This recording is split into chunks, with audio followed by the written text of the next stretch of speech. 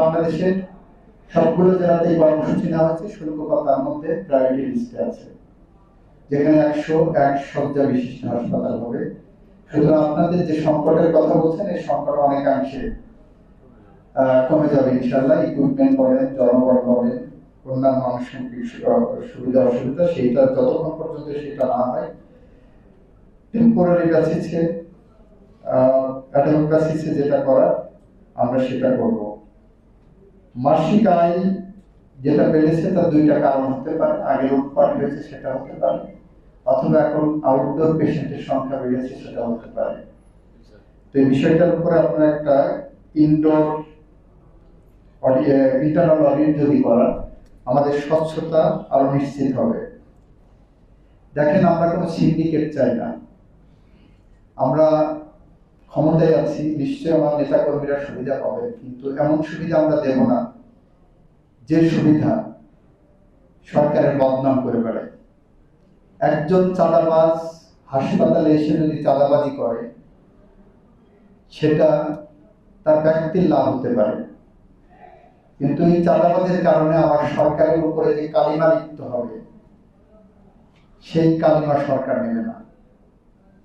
এটা আমাদের দায়িত্বহীন ভাবে সারা বাংলাদেশের জন্য মেসেজ। আপনারা দেখেছেন রিসেন্টলি বরিশালে একটা ঘটনা ঘটেছে, একজন জোর করে চেক সাইন করতে নিয়ে গেছেন দলীয় পরিচয় দিয়ে। আমরা কিন্তু রাত পার হতে দিইনি। অপরাধী আমাদের কাছে একজন অপরাধী। আমরা সে যত দলের যত বড় নেতাই হোক না কেন, আমাদের কাছে তার পরিচয় একজন অপরাধী। দল করতে হলে শহীদ রাষ্ট্রপতি জিয়াউর রহমানের আদর্শে দল করতে হলে তার জায়গায় কমিটেড থাকতে হবে। কেউ যদি মনে করেন যে আওয়ামী লীগ লুটপাট করেছে, আওয়ামী লীগ এটা করেছে, আওয়ামী লীগ দুর্নীতি করেছে, সুতরাং তার জায়গা খালি হয়েছে, আমি সেই জায়গায় বসে গেলাম, এইটা কিন্তু ভুল ধারণা নিয়ে আপনারা আগামী এরকম একটি ধারণা করবেন না।